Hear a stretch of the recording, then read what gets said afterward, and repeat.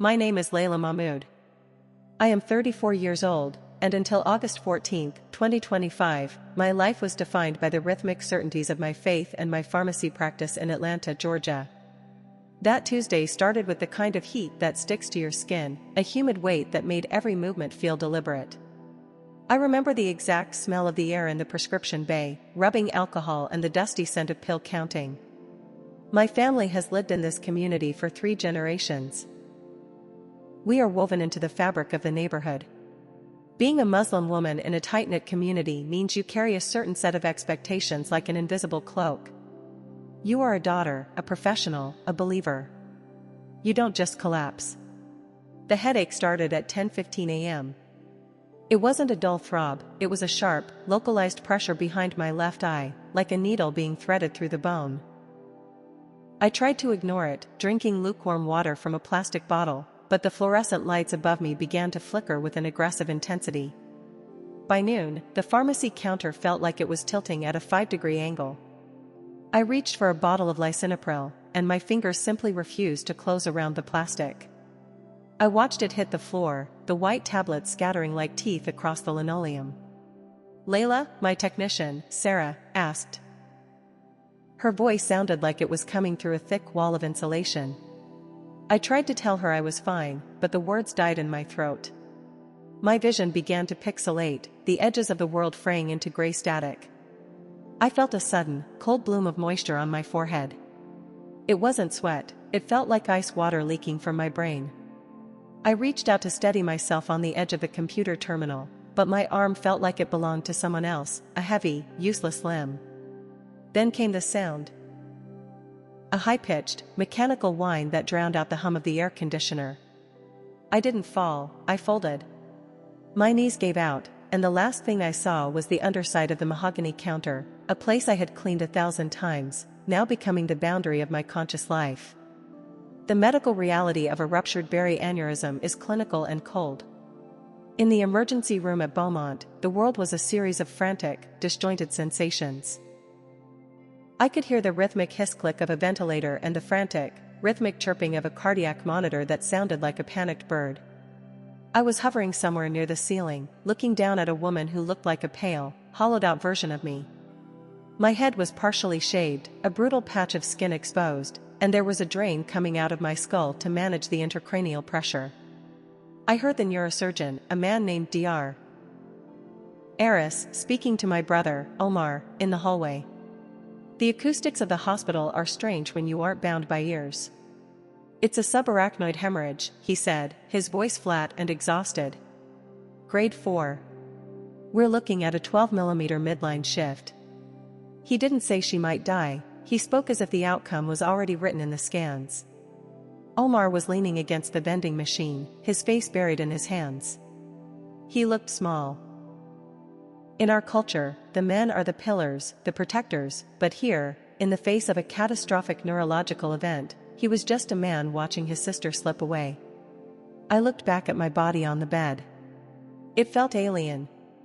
I wasn't scared, I was profoundly indifferent to that meat and bone. But then, the monitor's chirp turned into a solid, unwavering scream. "Flatline." I saw the code blue team burst into the room. A nurse jumped onto the bed to start chest compressions. I felt the vibration of each thrust in the air around me, a dull thud-thud-thud that should have hurt but didn't. They were fighting for a version of Layla that was already gone. As the doctor charged the defibrillator paddles, the hospital room didn't fade, it simply tore. The beige walls and the smell of antiseptic were ripped away like a cheap curtain, revealing a silence so heavy it felt like a physical weight. I wasn't in a tunnel, and there was no light at the end. There was only a presence that made the sun feel like a flickering candle. The transition wasn't a journey, it was an arrival. One moment I was watching a nurse break my ribs in a desperate attempt to jumpstart my heart, and the next, I was standing in a place that defied every map I had ever studied. It wasn't the paradise I had been taught about, there were no flowing rivers of milk or honey, no golden gates. It was a vast, shimmering expanse that felt like the moment just before dawn, where the air is blue and the world is waiting to breathe. I turned around, and he was there. I knew him instantly, though not from any picture. My heart, which no longer beat in my chest, recognized him with a violent jolt of familiarity. He wasn't wearing a crown. He wore a simple, dark robe, and his skin was the color of the earth after a heavy rain. He didn't look like the icons in the Christian churches I'd passed in Detroit, but I knew his name was Jesus. The authority radiating from him wasn't the kind that demanded a bow, it was the kind that simply was. "Layla," he said. My name felt like a chord played on a perfectly tuned instrument. I felt a sudden, sharp pang of shame, the ingrained reflex of my upbringing, the fear that I was standing before the wrong gate, the wrong person. I started to stammer, to explain my devotion, my prayers, my fasts. I wanted to justify my life to him. He held up a hand, and the shame vanished, replaced by a clarity that was almost painful. "The heart sees what the eyes miss," he said. His voice wasn't a whisper, but it didn't disturb the silence. He moved toward me, and as he did, the shimmering blue expanse began to change.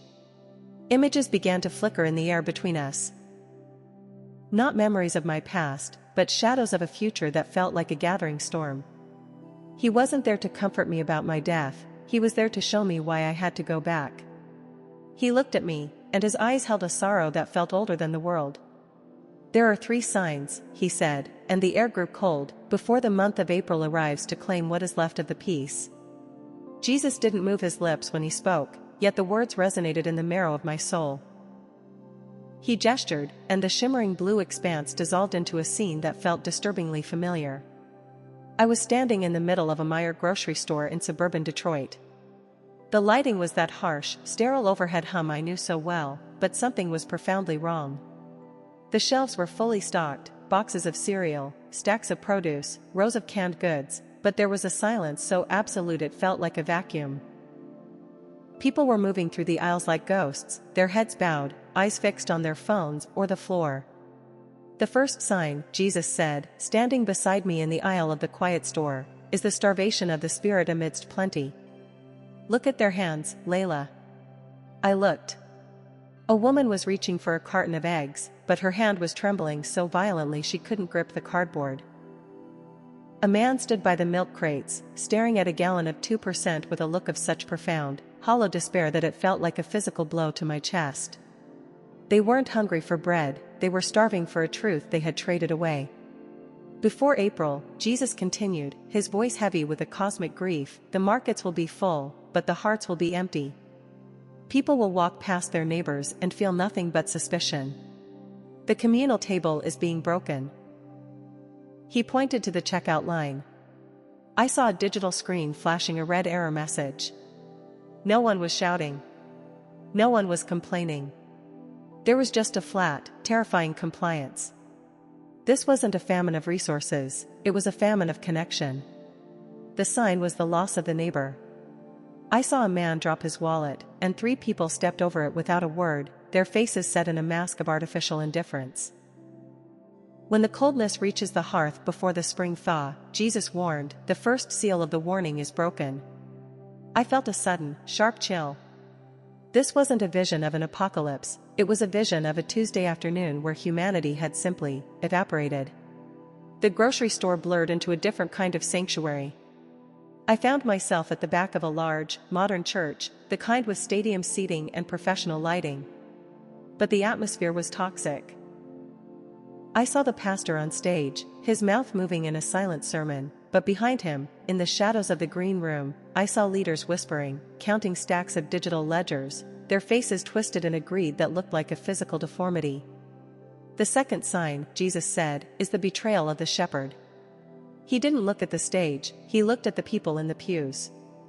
They were crying, reaching out for something real, but the hands reaching back to them were hollow. I saw a woman in the 3rd row, her hijab tucked under her coat. She had come here seeking something, a bridge, a hope, but the congregants around her were pulling their sleeves away, a subtle but devastating withdrawal of grace.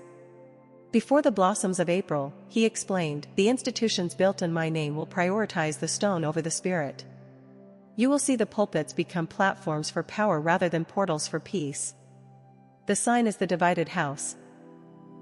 As he spoke, a literal crack appeared in the floor of the sanctuary, snaking its way from the altar to the exit. It wasn't an earthquake, it was a spiritual divorce. I saw families sitting together but leaning away from one another, their eyes reflecting different, conflicting realities. This was the personal fracture Jesus had warned of. I saw my own family, my mother, my sisters, standing in our living room back in Dearborn, arguing over a news broadcast with a vitriol that broke my heart. The second sign was the death of the shared truth. When the brother no longer recognizes the brother's voice, Jesus said, the second sign is fulfilled. The air in the church became thin, making it hard to breathe, as the gold on the altar began to turn to a dull, corroded lead. The final vision was the most grounded and the most terrifying.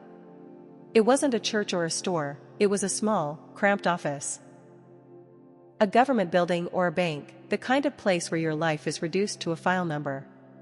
I saw a man sitting behind a plexiglass barrier. He was looking at a computer screen, his face illuminated by a sickly blue light. The third sign, Jesus said, his hand resting on my shoulder, is the restriction of the way. On the screen, I saw names being highlighted in red. One of them was mine. My bank account, my pharmacy license, my right to move freely. All of it was being toggled off with a single click of a mouse. Before April, he said, the world will move to quantify the soul. If you do not speak the language of the machine, the gate will close. This is the threshold of choice. I felt a sudden, visceral fear. This was the personal threat. I saw my pharmacy in Dearborn boarded up, not because of a riot, but because of a quiet administrative decree. I saw myself standing at a terminal, trying to buy medicine for my mother, and the machine flashing access denied. It was so quiet. No sirens, no fire. Just the soft click of a door locking from the outside. Why April?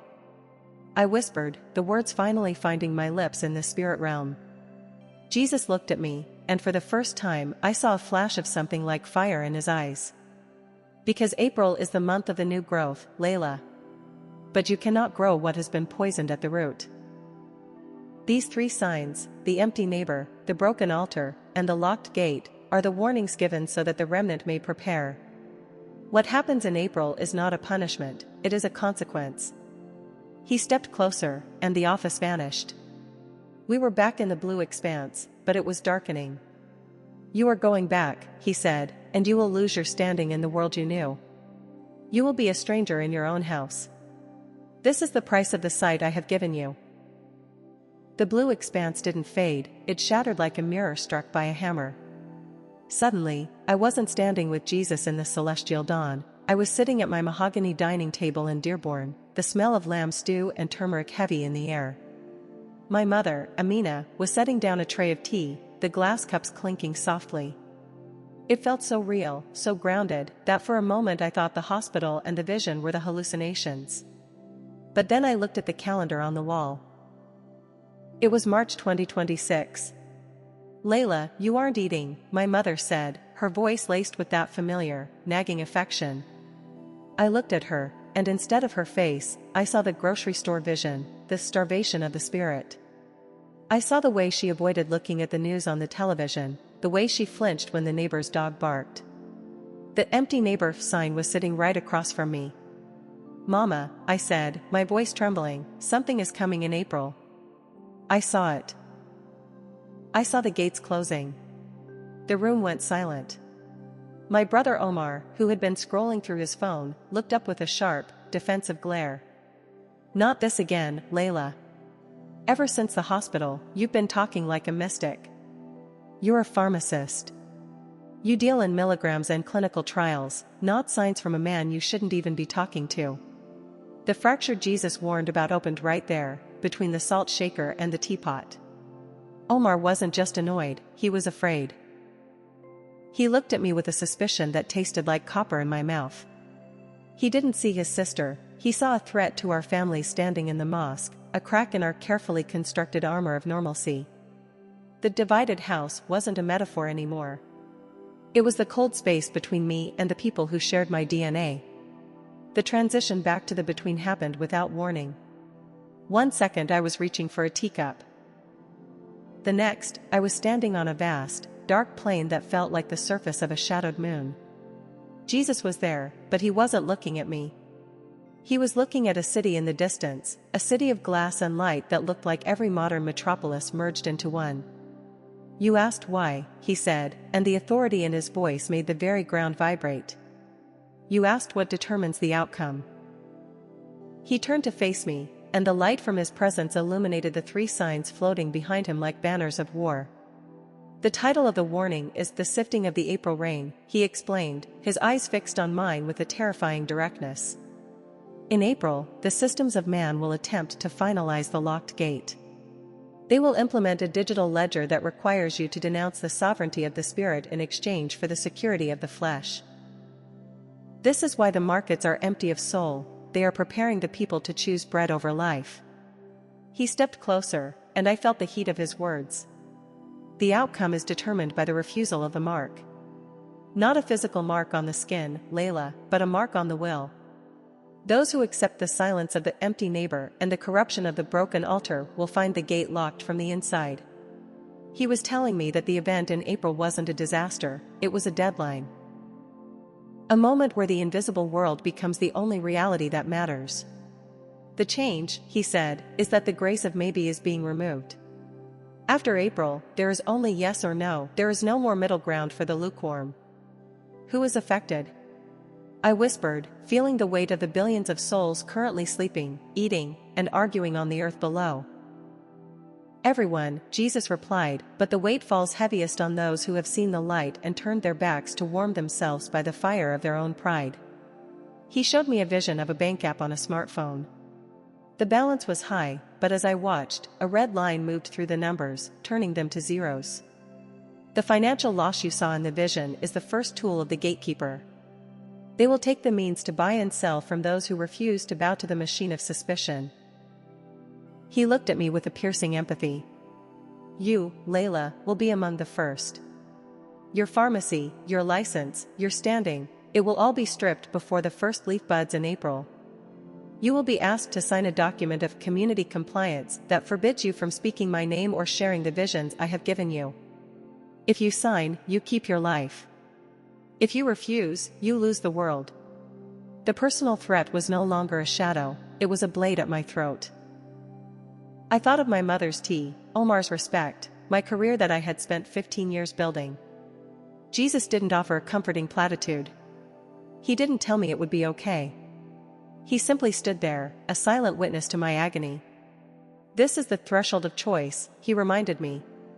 "The outcome for your soul is decided not by what you believe in the dark, but what you confess in the light of the locked gate. April is the month where the roots are revealed. Will yours be found in the dry sand of the world, or the living water of the truth?"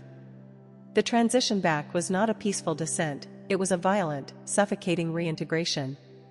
One moment, I was standing in the presence of a truth that made the stars look like dim embers, and the next, I was slammed into the cold, heavy cage of my own ribs.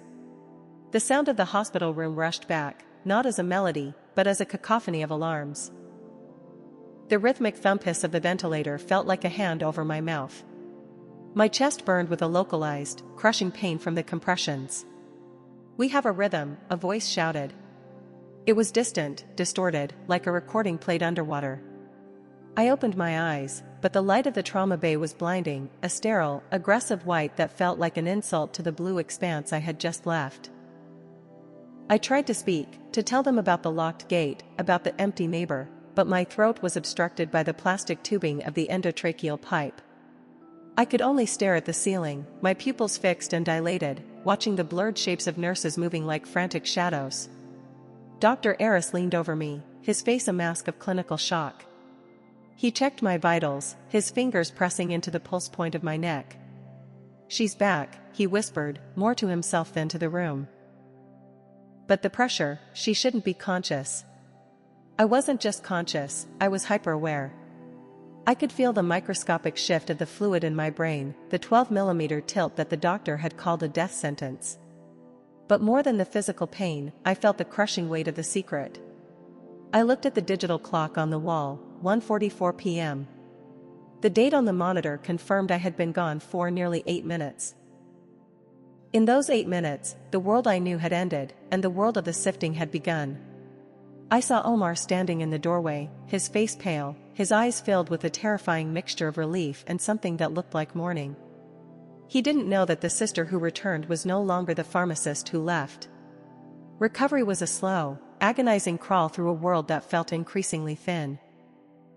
By the time March 2026 arrived, the physical scars on my scalp had faded into thin, silver lines, but the spiritual weight had only grown. I sat in my pharmacy, the same one from my vision, and watched the people. It was happening exactly as Jesus said. The starvation of the spirit was a quiet, creeping thing. Customers came in for their blood pressure meds or their insulin, but they didn't speak. They stared at the self-checkout kiosks with a hollow, glazed intensity. One afternoon, a regular, Mr. Henderson, came to the counter. He had been a talkative man, always joking about the Detroit Lions. Now, he just pushed his insurance card through the slot. When I tried to ask how his wife was doing, he flinched. He didn't look at me, he looked at the black orb of the security camera in the corner. "Just the pills, Layla," he muttered. "I don't want any trouble." The trouble arrived on March 15th in the form of a certified letter from the state board. It wasn't a medical inquiry. It was a community alignment participation form. It required me to digitalize all patient records into a new centralized ethical compliance ledger. As I read the fine print, my blood turned to ice. It required me to flag any patient who expressed ideological instability or unauthorized spiritual gatherings. If I didn't sign and implement the software by April 1st, my license would be suspended indefinitely. I looked at the computer screen, the blue light reflecting in the glass of the partition, just like the vision of the mark of the gatekeeper. I went home that night and found Omar in the kitchen. He was holding a similar letter from his engineering firm. "Everyone is getting them, Layla," he said, his voice flat, devoid of the fire he once had. "It's just a formality. Just sign it so we can keep the house. Don't make this about your vision. He wouldn't even look at me. The divided house was now a physical wall in our living room. The morning of March 31st was overcast, the kind of gray that promises rain but never delivers. I stood in my pharmacy for the last time. The deadline was midnight. The locked gate was hovering over my life, a digital guillotine ready to drop. I had spent the night in prayer, not the rote prayers of my childhood, but a desperate, silent dialogue with the man in the dark robe. "The choice is the threshold," his voice echoed in my memory. At 10 a.m., the local inspector arrived, a man I had known for years named Miller. He didn't offer a handshake. He held a tablet. "Are we live on the new ledger, Layla? I need to verify the link to the central hub." I looked at the screen. I looked at the accept button. I thought of my mother's medical bills, the prestige of my title, the safety of my silence. Then I thought of the empty neighbors in the aisles and the broken altar where truth was traded for gold. "I won't be signing, Miller," I said. My voice was calm, but it felt like it was echoing through the blue expanse of the afterlife. He didn't argue. He didn't try to convince me. He just nodded once, a mechanical, soulless gesture. He tapped a command on his tablet. Instantly, the lights in my pharmacy dimmed. The computer terminals hissed and went black. The electronic lock on the front door engaged with a heavy, final clack. "You have 1 hour to vacate personal property," he said, his voice as empty as the market in my vision. I walked out into the cool March air, carrying nothing but my purse and a small framed photo of my father. As I reached my car, I checked my phone. A notification popped up from my bank, account status, under review. Access restricted. I drove home in a silence that felt heavy and holy. As I pulled into the driveway, I saw the first sign of the season. On the small cherry tree in our front yard, a single, stubborn blossom had opened early, a shock of white against the gray wood. It was beautiful, but as I watched, a cold wind tore the petals away, scattering them across the damp pavement. April had arrived. The gate was locked, and for the first time in my life, I was completely, terrifyingly free. I sat in the car, watching the empty street, waiting for the rain to start.